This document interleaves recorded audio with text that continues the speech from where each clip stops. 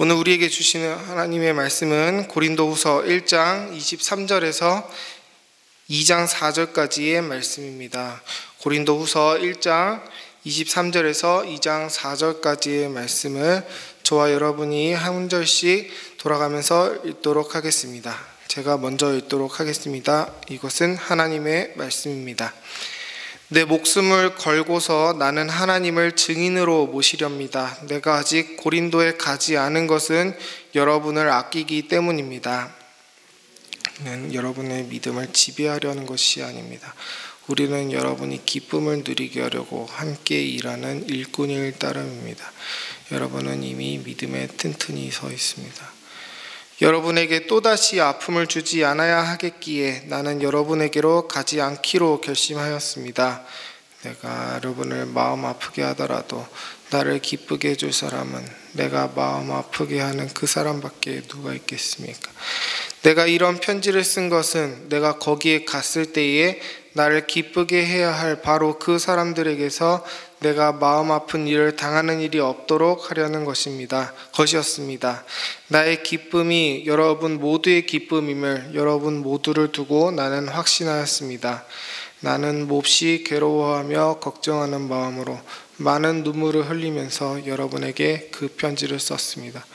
그러나 그것은 여러분을 마음 아프게 하려고 한 것이 아니라 여러분을 내가 얼마나 극진히 사랑하고 있는지를 알려주려고 한 것입니다. 아멘.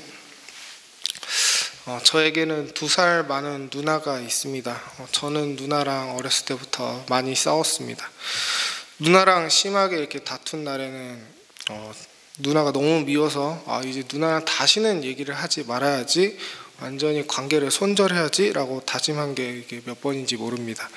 근데 정말 하나님의 은혜인지 같이 있다 보면 또 얘기하게 되고 장난치게 되고 다시 친하게 지내고 하다가 어느새부턴가는 이제 둘 다 많이 커서는 이제 거의 싸우지 않고 잘 지내게 되었습니다. 누나랑 제가 이렇게 싸우다가도 다시 화해할 수 있었던 이유를 생각해 보면은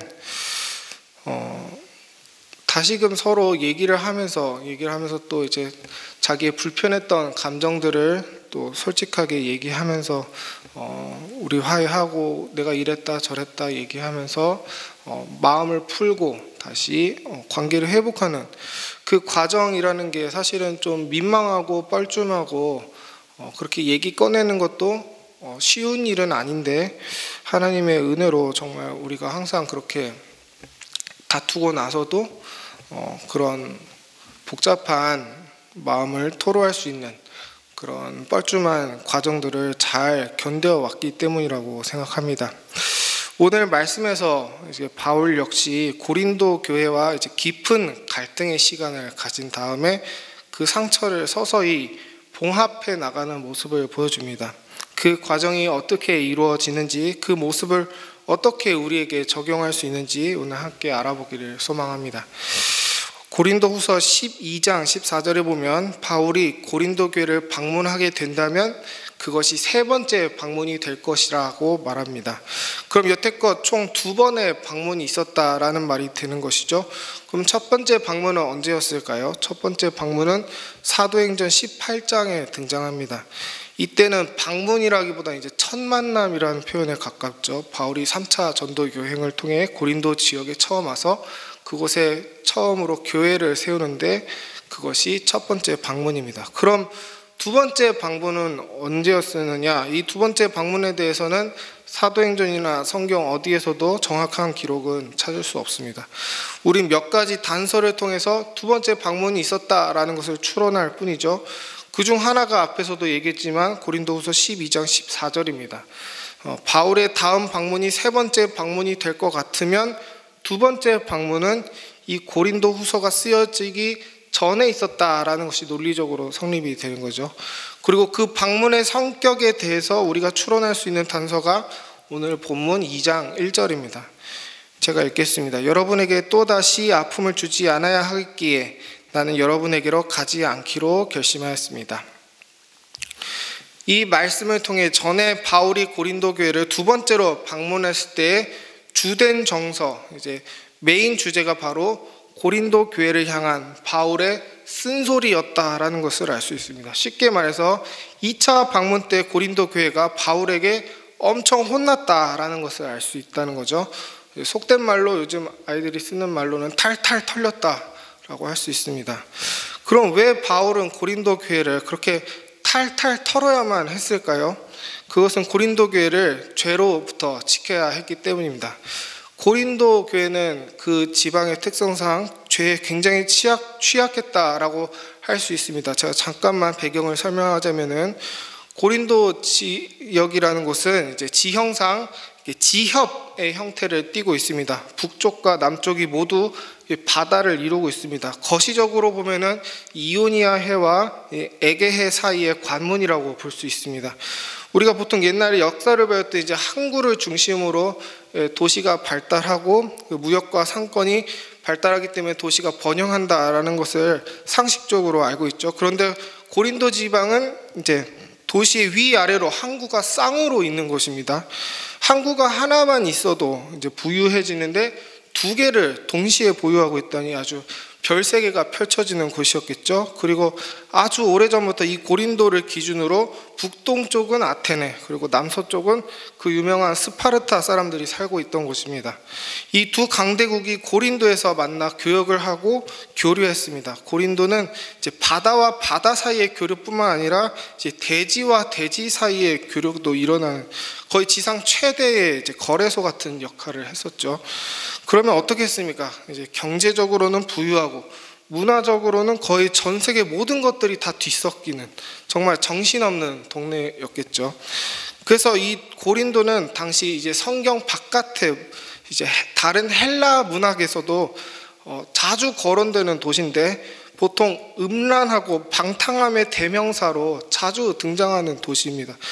만약에 우리가 이렇게 아수라장 같은 도시를 보면서 정말 소돔과 고모라 같다라고 표현을 하게 된다면 그게 무슨 뜻인지 우리 잘 이해할 수 있게 되죠. 그래서 고대 사람들 저곳이 정말 고린도 같다라고 하면은 얼마나 저기가 아수라장인지 엉망진창인지를 잘 알 수 있었다라는 겁니다.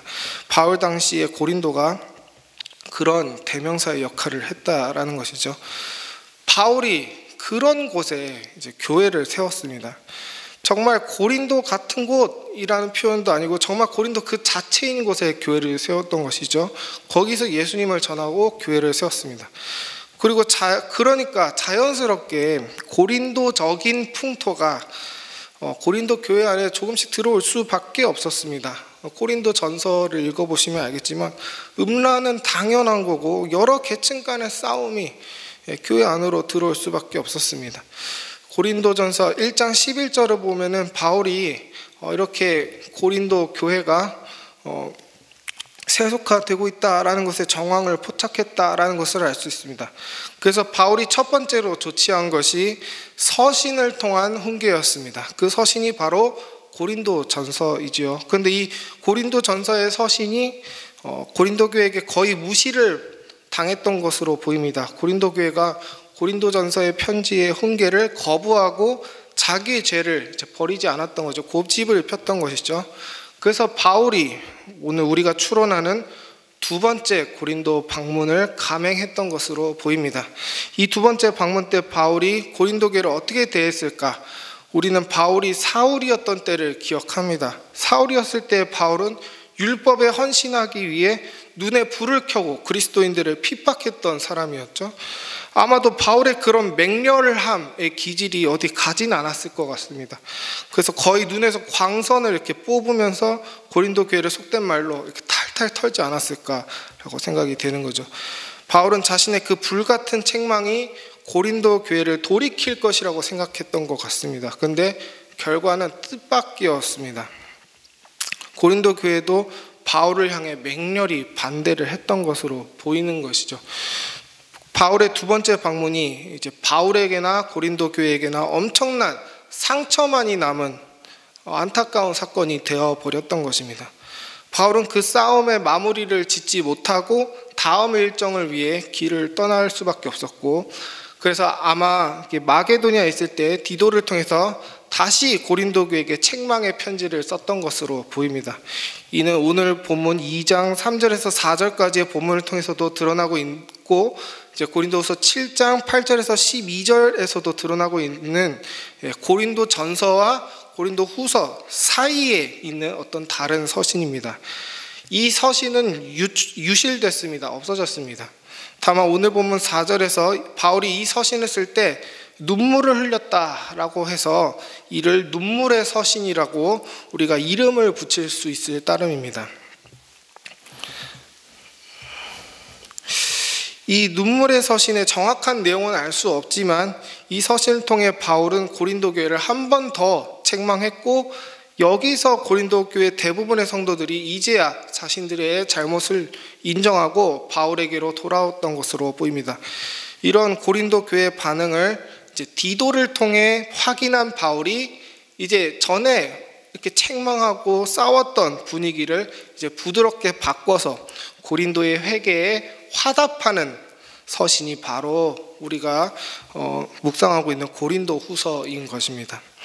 바울은 자신이 했던 이 맹렬한 책망의 내용 자체는 후회하진 않지만 어떻게든 이제 서로 싸우느라고 생긴 마음의 상처들을 이제 싸매고 보듬을 필요가 있었습니다. 그래서 오늘 본문을 보면은 바울의 어떤 변명 같은 말들이 엿보입니다. 24절에 1장 24절을 보시면은 이런 바울의 뉘앙스가 느껴집니다. 얘들아, 나는 너희에게 군림하려고, 너희를 독재하려고 너희를 그렇게 책망했던 게 아니야, 이랬던 거죠. 그리고 2장 1절부터의 내용을 보면 대략 이런 식입니다.